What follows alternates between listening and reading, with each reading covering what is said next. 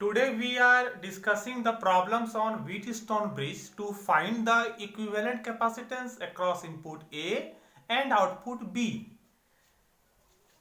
See in this circuit, if C1 by C2 is equal to C3 by C4 या C1 by C3 is equal to C2 by C4, यदि इस दोनों का ratio और इस दोनों का रेशियो सेम आता है तो इस दोनों पॉइंट का पोटेंशियल C और D का पोटेंशियल सेम होगा और कोई भी चार्ज इसमें इस कैपेसिटर में नहीं स्टोर आएगा। तो ये जो C5 कैपेसिटर है ये यूजलेस चला जाएगा। उसी तरीके से इस रेसिस्टिव सर्किट में देखिए R1 by R2 equal to R3 by R4, या आप ऐसा ही बोल सकते हैं कि R1 by R3 equal to R2 by R4। तो ये C और D का पोटेंशियल डिफरेंस जीरो होगा, यहां और यहां वोल्टेज सेम होगा और इसमें कोई करंट नहीं जाएगा और ये R5 यूजलेस हो जाएगा। यदि RC सर्किट रहे, कैपेसिटर भी रहे और रेसिस्टेंस भी रहे, इस तरह का सर्किट जिसमें R1 by R2 equal to C1 by C2 हो, वहां भी C और D के बीच का पोटेंशियल डिफरेंस जीरो होगा। इसे आप अपनी कॉपी में नोट डाउन कर लेंगे और इस तरह का सर्किट में हम लोग अभी इक्विवेलेंट कैपेसिटेंस निकाल करके चेक करेंगे। जैसे एक आसान सा क्वेश्चन मैं आपको देता हूं कि to find the C equivalent across A and B या across AB in the given circuit. ये मैं सर्किट ले लेता हूं, बिल्कुल आसान सा सवाल है।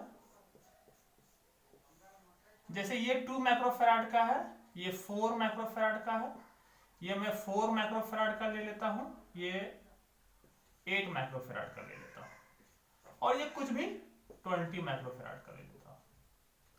This is point B and this is point A। Equivalent capacitance across A and B।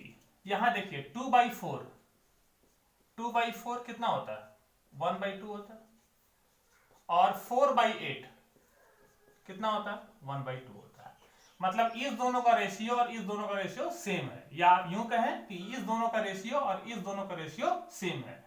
तो ये पॉइंट यदि मान लीजिए P है और ये पॉइंट Q है, तो चूंकि it is a balance Wheatstone bridge, यहां लिख देंगे हम लोग इट इज ए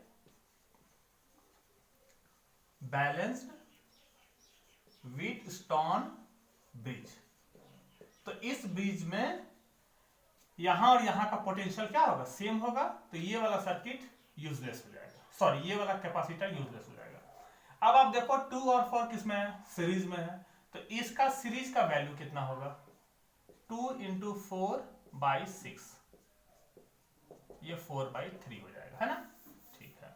उसी तरीके से 4 और 8 क्या है? सीरीज में है। तो इसका वैल्यू कितना होगा? 4 इंटू 8 डिवाइड बाई 4 प्लस 8, 8/3। अब आपका एक विड्रॉ सर्किट जो होगा वो यूं हो जाएगा। बिल्कुल आसान है, मैं जान रहा हूं। ये हो जाएगा 4/3 माइक्रोफैराड और ये हुआ 8/3 माइक्रोफैराड। अब इस दोनों का इक्विवेलेंट कितना हो जाएगा? 4/3 plus 8/3, 8 4 12/3, 4 microfarad is the answer. So simple.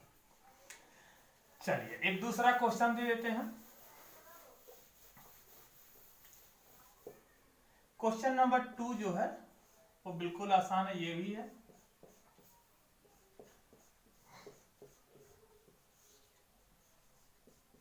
ये C है, C है, C है, C है, ये भी मान लीजिए C है। A और B के बीच का इक्विवेलेंट कैपेसिटेंस। फिर वही बात, C/C 1 हो गया, C/C 1 हो गया, तो ये वाला तो यूजलेस हो गया ना।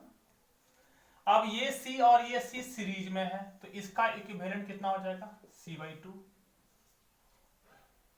C/2। उसी तरीके से ये दोनों C भी क्या है? सीरीज में है, तो इसका इक्विवेलेंट कितना हो जाएगा? C/2। अब ये C/2 और ये C/2 क्या हो गया? पैरेलल में हो गया, C/2 और ये C/2। तो इसका इक्विवेलेंट क्या होगा? C/2 plus C/2। बिल्कुल, आंसर इज C। इजी है ना? चलिए एक और क्वेश्चन देखते हैं हम लोग। Question number 3। क्वेश्चन नंबर 3 में ये ए और ये बी हो गया। यहां एक कैपेसिटर ले लेते हैं, ये ले लेते हैं, ये ले लेते हैं, ये ले लेते हैं, ये ले लेते हैं, ये ले लेते हैं। ये सब सुविधा के लिए हम सी ले लेते हैं, ठीक है। We have to find the equivalent capacitance across A and B, ठीक है। ये सर्किट जो देखिए, ये वाला भी आपका व्हीटस्टोन ब्रिज बन रहा है। ये ए और ए बी जो लगा हुआ ना, इसको थोड़ा सा आप छोड़ दीजिए। यहां देखिए सी बाई सी 1, सी बाई सी 1, तो ये बी, ये वाला जो है ये यूजलेस हो जाएगा। या आपको बेहतर तरीके से समझाने के लिए आप इसको रीड्रॉ ऐसे कर सकते हैं। यहां देखिए ए से कितना रास्ता है, 1 2 3, तो मैं ए से ये हुआ एक कैपेसिटर, इस पॉइंट का नाम P कर देते हैं, इसका नाम Q कर देते हैं। हम पहुंच गए P पर।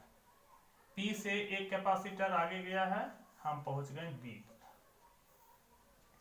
P और Q मिला, अच्छा उस पर A से एक कैपेसिटर Q में गया, ये एक कैपेसिटर Q में गया है ना। Q से एक कैपेसिटर B में गया, ये B में गया। P और Q दोनों मिला हुआ है, ठीक है। और A से B नीचे वाला ये एक और कैपेसिटर है ना, ठीक। ये सब C है। ये मैं इसका इक्विवेलेंट फिगर ड्रॉ कर दिया। अब देखो this by this equal to 1, this by this equal to 1, तो ये क्या हो गया, यहां और यहां का वोल्टेज सेम है। जब वोल्टेज सेम है तो चार्ज ही नहीं जाएगा, है ना, खत्म हो गया। अब यहां पर ये दोनों क्या है, सीरीज में है, तो ये दोनों सीरीज में, तो कितना हो जाएगा C/2। इसका वैल्यू कितना हो गया C/2। इसका वैल्यू कितना हो जाएगा, बिल्कुल C/2। और ये C, अब ये तीनों पैरेलल में हो जाएगा, तो C इक्विवेलेंट कितना हुआ, C/2 plus C/2 plus C, तो ये कितना आंसर हो गया 2C। Very simple, C/2 C हुआ ना, और फिर ये C 2C हो गया। चलिए ये भी मेरा हो गया क्वेश्चन नंबर 3। एक और क्वेश्चन मैं आपको दिखाता हूं, क्वेश्चन नंबर 4। इसमें मैं आपको ये क्वेश्चन दे रहा हूं,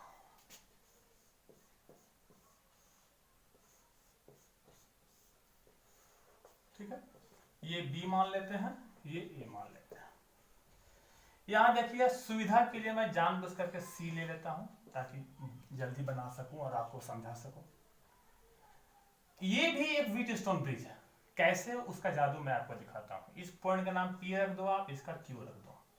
इसे आप थोड़ा रीड्रॉ करो। देखिए A से यहाँ दो रास्ता है, एक ऊपर है एक नीचे है। ऊपर वाले रास्ता P गया है, ऊपर का रास्ता एक कैपेसिटर होते हुए P गया है।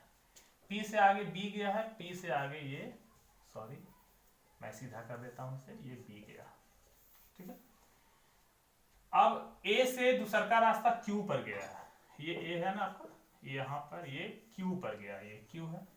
Q से इधर से B गया है, इधर से ये B गया, ठीक है।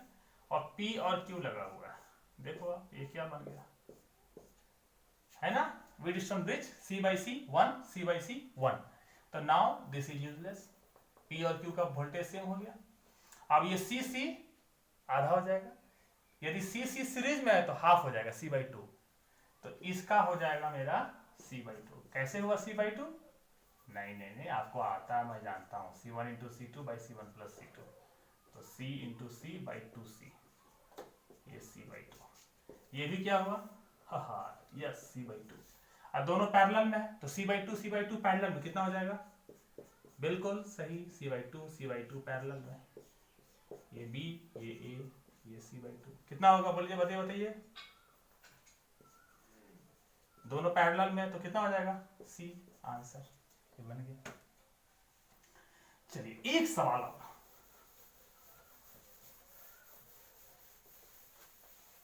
क्वेश्चन नंबर 5 में।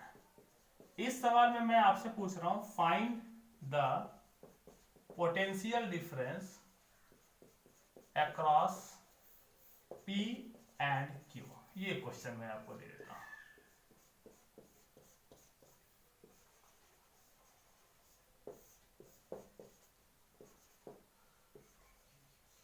ये 2 ओम है, ये 4 ओम है, ये 8 माइक्रोफेराड है, ये 60 माइक्रोफेराड है, ये 5 ओम है।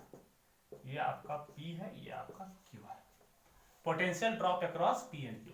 यहाँ भी आप देख लो 8/16 कितना हुआ 1/2 और 2/4 कितना हुआ 1/2।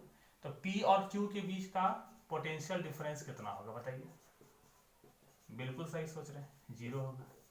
ये भी आपका व्हीटस्टोन ब्रिज का केस ही है। ठीक है, चलिए तो अभी हम लोगों ने व्हीटस्टोन ब्रिज पर कुछ क्वेश्चंस को समझा। ठीक है, थैंक यू।